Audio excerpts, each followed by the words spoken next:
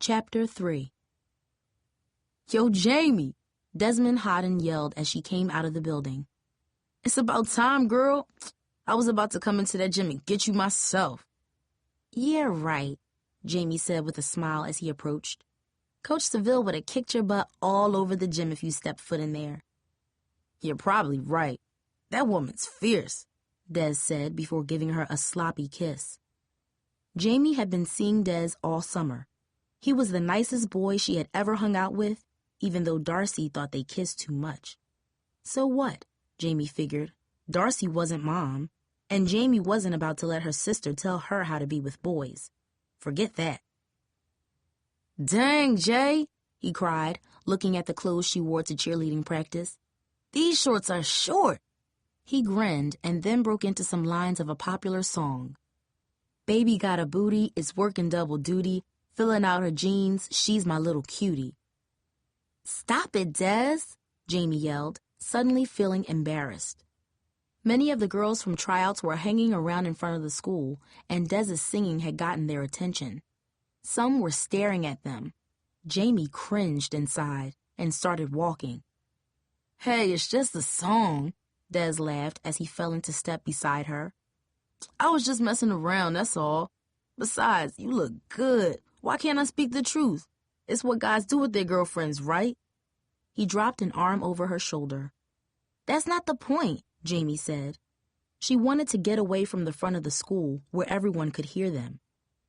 "Hey, Jamie, hold up." Jamie turned. Tasha Jenkins was behind them, along with Vanessa Pierce and a couple of other girls Jamie didn't know. Des's arm dropped off Jamie's shoulder as the girls approached. Even though Tasha had also gone to Irving Middle School, Jamie never really considered her a friend. There was always something a bit fake about her that kept Jamie from getting too close. Tasha's smile always seemed to be just a little too big, or her eyes just a little too curious, even now as she walked closer.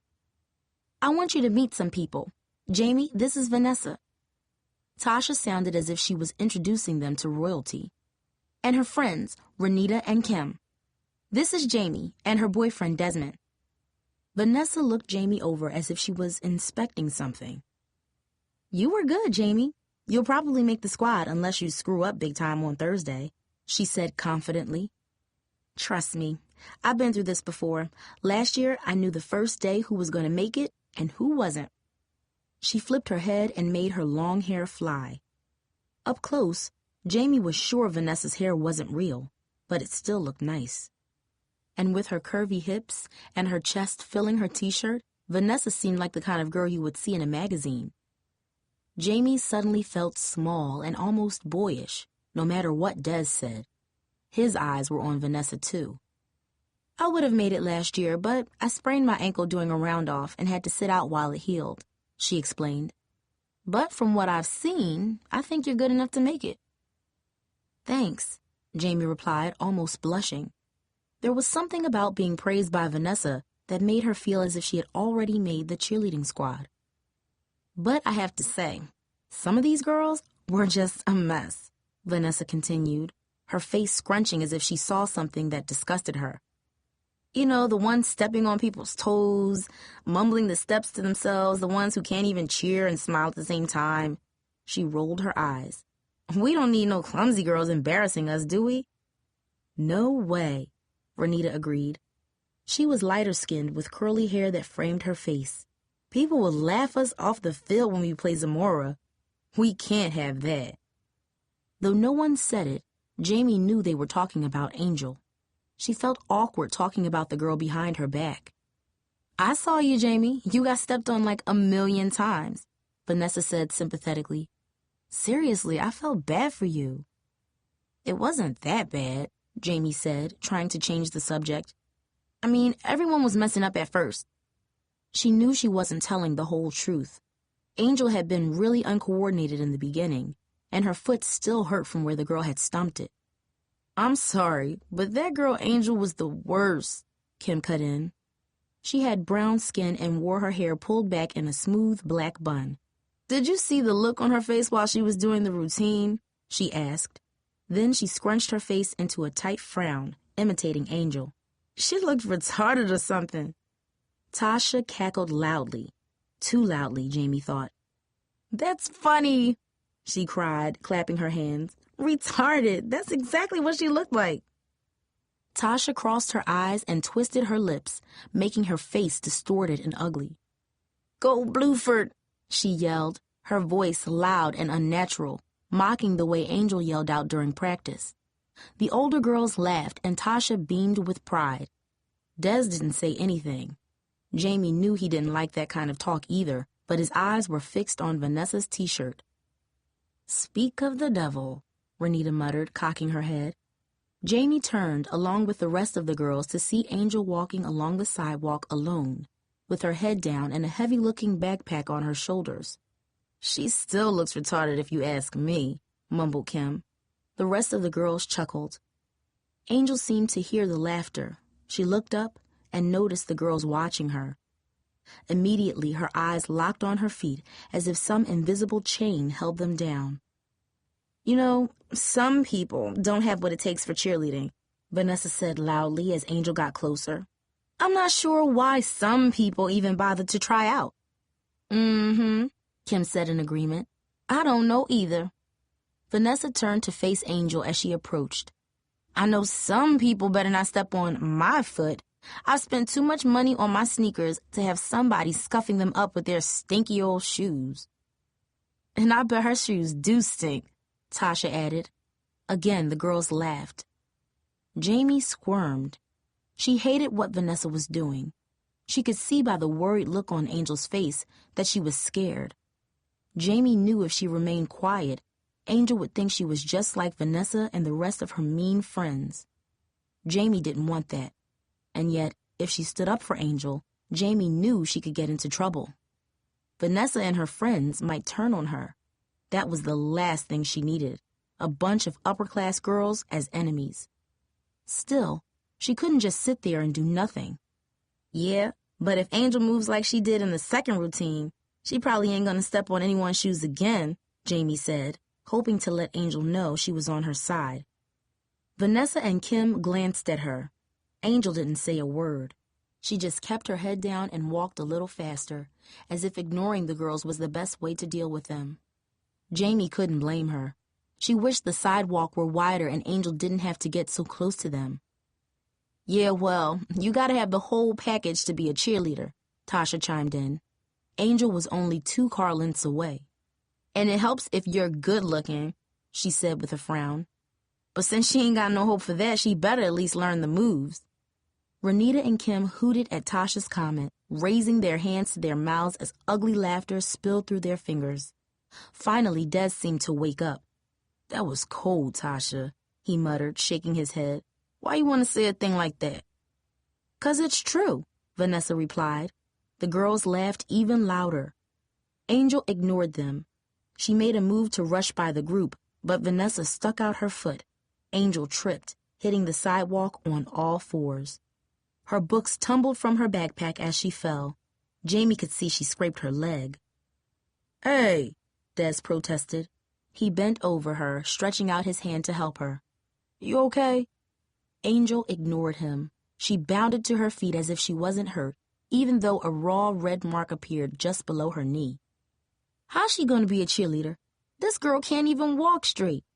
Vanessa shook her head and smirked. Angel quickly stooped to gather her books. I saw you trip her, Jamie muttered. Why did you do that? Kim rolled her eyes as if what Jamie said bothered her. Aren't you Darcy Wills' sister? Yeah, so? Well, I guess I thought you'd be smarter, Kim replied with an edge to her voice. Just then, a burst of electronic music sliced into the air. Tasha pulled a pink cell phone out of her purse and flipped it open. Angel quickly grabbed the last of her books and rushed off without a word. Jamie wanted to follow her, but she couldn't bring herself to leave the group of girls. Instead, she watched Angel wander down the street alone. I told you I had cheerleading, Mom, Tasha said impatiently into the phone. Don't you remember? I said it like 100 times. She spoke in a tone Jamie wouldn't dare use with Mom. And yet, Jamie thought, it almost sounded as if Tasha was putting on a performance. Okay, fine, she said finally, and hung up. Vanessa continued as if the phone never rang. I didn't trip her, Jamie, she said sweetly. I moved at the same time she did, that's all. It ain't my fault if she gets tangled up in her own feet, is it? Vanessa blinked innocently. Besides, be real, Jamie. Do you really think she belongs out there with us? Jamie paused. She didn't like the way Vanessa, Tasha, and their friends were acting, but she knew Angel was a little odd, not like the kind of girl who would really fit in. See? Tasha sounded triumphant. You know she's a hot mess, Jamie, so just keep your mouth shut and leave it to Vanessa.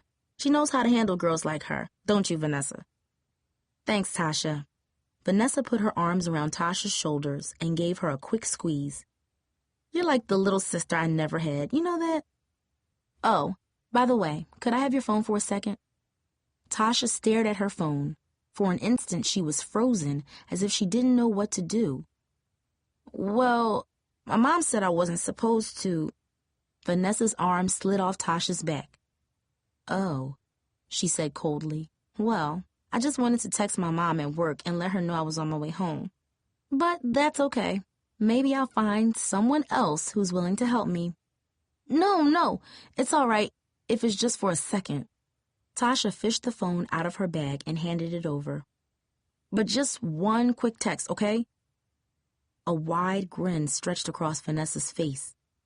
Thanks, girl. You're the best. She looked the phone over, touching the buttons. Can you take pictures with this, too? Pictures, movies, Tasha answered, beaming with pride. I saved all summer to buy it, but Mom said I can only have a few minutes a month, and when they're all gone, I don't get any more, she added, as Vanessa's long fingernails tapped the keyboard. I understand, Vanessa said, pressing send. Thanks, girl. You are all right. Let's go to my house. We can practice our jumps for tomorrow. Her eyes flicked over Jamie. You can come too, Jamie. She then smiled at Des as if she knew something Jamie didn't. Unless you guys have other plans. Thanks, but I have to go home, Jamie said quickly. I'm already late. We're going to dinner at my aunt's house. It sounded like a lie, but it wasn't. Jamie dreaded seeing Aunt Charlotte. Like the algebra test, it was something she had been doing her best to forget about all day. I have to go home and change. Vanessa flipped her hair extensions and smiled. Well, I guess we have lots of time to practice and get to know each other. I'm telling you right now, this is half the new cheerleaders standing right here. She squeezed Tasha's shoulder again, and they walked off, with Renita and Kim following less than a step behind. Jamie hoped what Vanessa said was true, that she would make the squad, but she was still bothered by what happened with Angel, and Kim's comment, and the way Tasha seemed so fake, especially around Vanessa. Man, them girls are mean. Like a pack of dogs, only better looking, Des joked. Yeah, I noticed you couldn't keep your eyes off Vanessa. Maybe you're a dog, too. Come on, Jay. My eyes were on you most of the time, but you didn't notice, he said defensively. Hey, Cooper said he'd treat for pizza tomorrow after school. You want to come? Jamie hesitated. She knew Darcy would probably be there, too, since she was best friends with Cooper and his girlfriend, Tara. The last thing Jamie wanted to do was hang out with her sister when she didn't have to. I got cheerleading, Des. I don't know. So come late, he interrupted. All right, maybe after practice. Cool.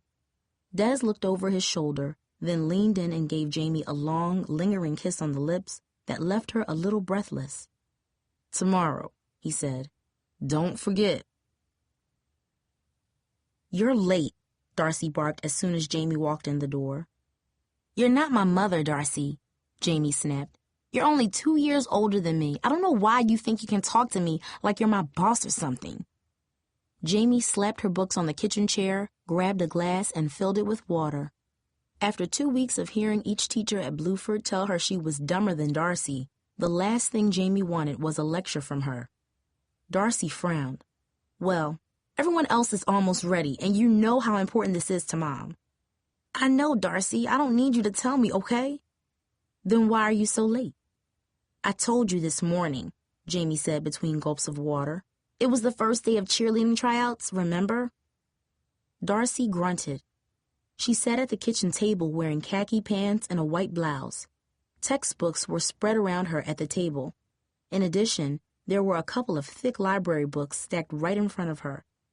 The official SAT study guide was on top. Darcy was only a junior at Bluford, but lately all she talked about was college this and college that. Mom and Dad were no better. When they weren't talking about the new baby, there were non-stop discussions about Darcy getting a scholarship if her SAT scores were high enough. She's only a junior, Jamie wanted to scream each time the subject came up. And it's only September. Why is everybody rushing everything? Last week, Jamie mentioned it to her sister, and Darcy snapped. Just because you blow off school doesn't mean I'm going to, Darcy had yelled. Mom jumped in on Darcy's side. Jamie rolled her eyes at them. She was still angry that they ganged up on her. So how were the tryouts? Darcy mumbled as she flipped through the SAT book. Fine, Jamie muttered. She would have liked to tell her about how hard the step routine was, or what had gone down with Vanessa and Tasha and that odd girl Angel, but she could see Darcy wasn't interested. Her eyes were focused on the page in front of her. Is Dad here yet? Jamie asked. Dad had struggled to find work since Mom announced she was pregnant.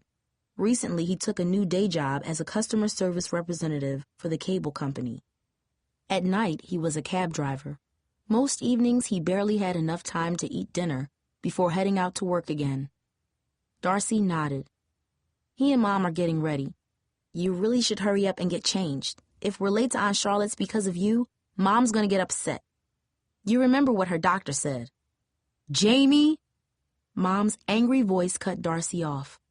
She stood in the hallway in a blue dress stretched tight around her pregnant belly. Why aren't you ready? We're supposed to be at Charlotte's in half an hour. I told you, Darcy mumbled under her breath. I can get ready in 5 minutes, Mom, Jamie said, moving toward her room. Mom had been tired and irritable for weeks. Last month, she was so exhausted that her back had given out one night at work at the hospital. Her doctors explained that the pregnancy and the long hours as an ER nurse were too much for her 40-year-old body. The family had talked about it and agreed to help out more so Mom wouldn't be so stressed. But then Aunt Charlotte called and invited the family to dinner. Jamie thought it was a bad idea from the start. Mom always seemed tense around her sister, and Jamie couldn't stand to go to her house since a fight they had there last year. Yet for some reason, Mom agreed to go. You were supposed to be home by 4:30, her mother fussed as Jamie walked down the hallway. What were you doing all that time? Cheerleading tryouts, Jamie cried. I told you yesterday, remember? She was used to repeating herself. No one in the house seemed to listen to a word she said. Her mother took a deep breath. I told you I'm not sure about you cheering right now, Jamie, she grumbled. You barely made it out of the 8th grade. And that counselor said you need to pay attention to your schoolwork. Yeah, I know what he said, Jamie grumbled, thinking of Mrs. Gessner and the crumpled test somewhere at the bottom of her backpack. She didn't know how she would ever get her parents to sign it. Since I'm late, maybe you should just go on without me, she offered. Aunt Charlotte hates me anyway. Mom glared at her. Don't start with me, Jamee Wills, Mom said. Whenever her mother used her last name, Jamie knew she was getting mad. You two may not always see eye to eye, but she still loves you, understand? Mom stared hard into Jamie's face. Jamie knew better than to say anything. Instead, she just nodded. You're going, and you'll be nice, Mom added. I'll try. But what am I supposed to do when she's not nice? And what if she acts the way she did last time when she started saying mean things about me and about Dad? I can't stand sitting there while she's bad-mouthing and looking down on us. No matter what she says, you'll mind your place, you hear me? Mom warned. She's your aunt and you'll show her respect. Jamie could see the lines in her mother's forehead and the weariness in her eyes. She knew she should just stop arguing with her, but in that moment, she just couldn't. So I'm supposed to just sit in her stupid dining room while she disrespects me? Yes, Dad boomed from down the hallway. You heard your mother, and you know better than to keep arguing with her, especially right now. "Just drop it, Jamie," Darcy added from the dining room. Jamie's head began to throb. She wanted to scream at everyone in the house. None of them seemed to listen or care about her anymore. Everything was focused on the baby or Mom's health or Darcy's SAT scores. Nothing else mattered. For an instant, Jamie could feel angry tears in her eyes.